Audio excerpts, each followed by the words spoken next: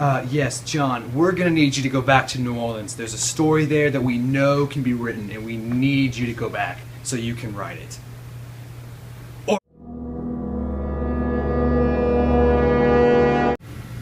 Whoa, stop there. You cannot pass.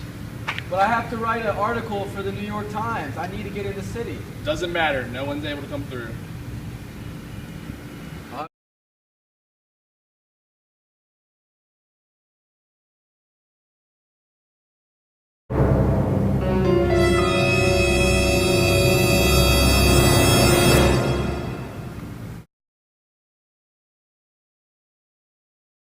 A colleague of mine in the English department at Loyola University lived just a few blocks from here.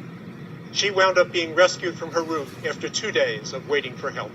I continued watching the helicopters go by, and out of the blue, the following day, this man in a boat was shouting Everyone else around. I know told me how her boyfriend's aunt and uncle, realizing help would not arrive in time, taped their driver's licenses to their bodies so their corpses could be identified, but eventually left when conditions near his home became too dangerous. You got to realize that the people who stayed, the holdouts, the people who did stay, they were surviving off of the pantries and the homes and the resources of the people. About 10 blocks from the breach. Brenda works with my wife Marcia at Metairie Park Country Day School, which has set up a village of FEMA trailers for faculty and staff left homeless by the flooding. Brenda and Nikki, along with their spaniel Luca, now live in one of those trailers. Stop telling our stories to ourselves, to each other, to anyone who will listen. It's been a year now, but considering how little progress has been made in the last 12 months, the worst part for us is that the story of this catastrophe is really only just beginning. Gotta get this article for the New York Times.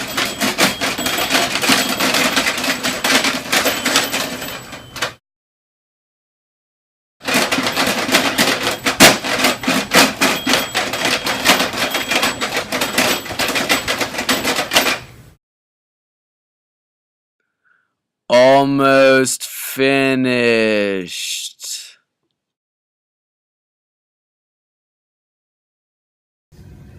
John Biguenet, thank you so much for your play and your writing. It really helped me cope with Katrina and everything that happened. My house was completely destroyed, and your writing really helped me cope with it.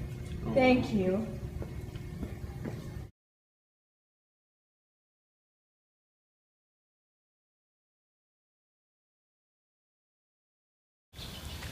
Tell us your name. Roland Nouse. Today we'll be asking you some questions on John Biguenet. Are you okay with that? Yes. Okay, we will proceed. What were your initial thoughts of John Biguenet before we entered the classroom at Loyola? I thought he was a New Orleans native that was scared away by Katrina and wrote about his experiences. Okay, sounds good. Now you had that initial impression before you entered the classroom. When you entered the classroom and he started talking, did anything surprise you? Did your initial impressions change at all? Talk about that.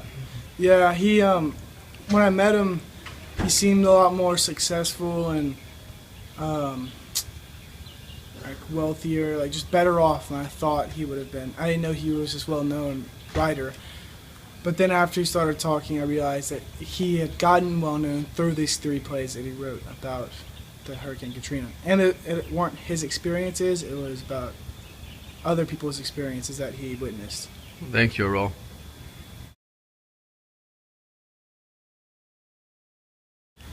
Tell us your name. Megan. Megan, we are going to ask you a series of questions about John Biguenet. Is that okay? That's fine. We will proceed. So, Megan, before we went to Loyola, did you have any initial thoughts, maybe some stereotypes, whatever? What did you think about Biguenet before you ever even saw him? Well, I knew he was going to be an old guy, but I didn't really know how he got through Katrina, so I was just wondering about that. But I didn't really have any stereotypes. Okay, and then when you saw him, did your impressions change, or did you formulate some new ideas about him? Just talk about that experience you had with him and how you were affected. He was really smart, I thought. He was really calm, but he's a writer, so I sort of expected that.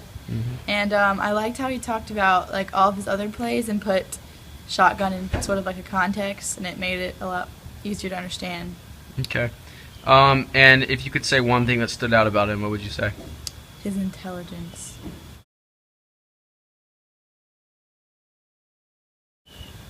Tell us your name. Leah? Leah, we are going to ask you a series of questions about John Biguenet. Is that okay? Yeah. We will proceed.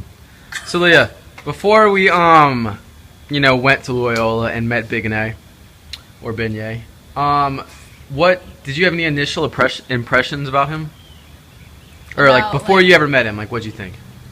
I thought he was, smart and, really creative, I guess.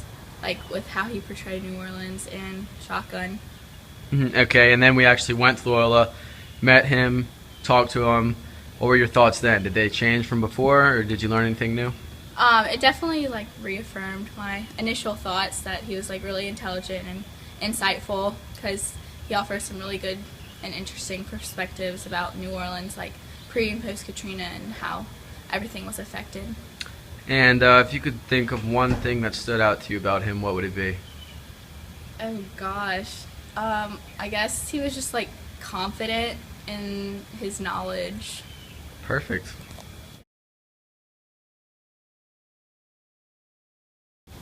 Tell us your name, young Sable. Christian. Christian, we will ask you a series of questions about John Biguenet. Is that okay? That's fine. We will proceed. So, before we went to Loyola and met Biguenet, what did you think about him? What were your thoughts before you ever even met him? He was going to talk really slow, kind of tired me out. I don't know. He's older. That's a good point. And then after you met him, what did you think? Did your impressions change at all?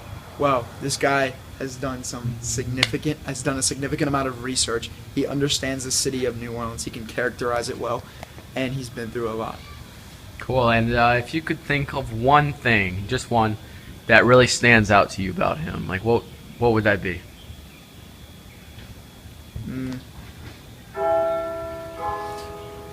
Dedicated. He's dedicated to his work and his job. Sounds good. Ah!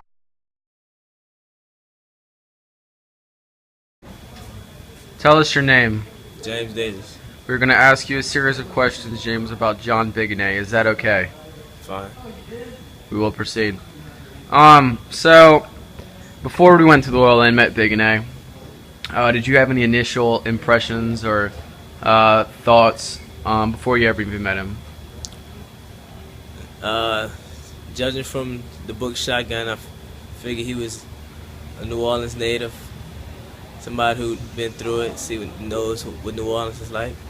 Mm-hmm.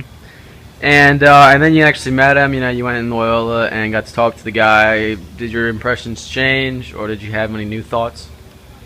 My impressions didn't really change. I just got to know who he really was, and I discovered that he was actually a pretty cool dude. Solid. And if you could pick one thing, just one, that stands out to you about him, what would it be? I think his passion for the city, and he loves the city of New Orleans and the culture. He wants to keep that going. Perfect.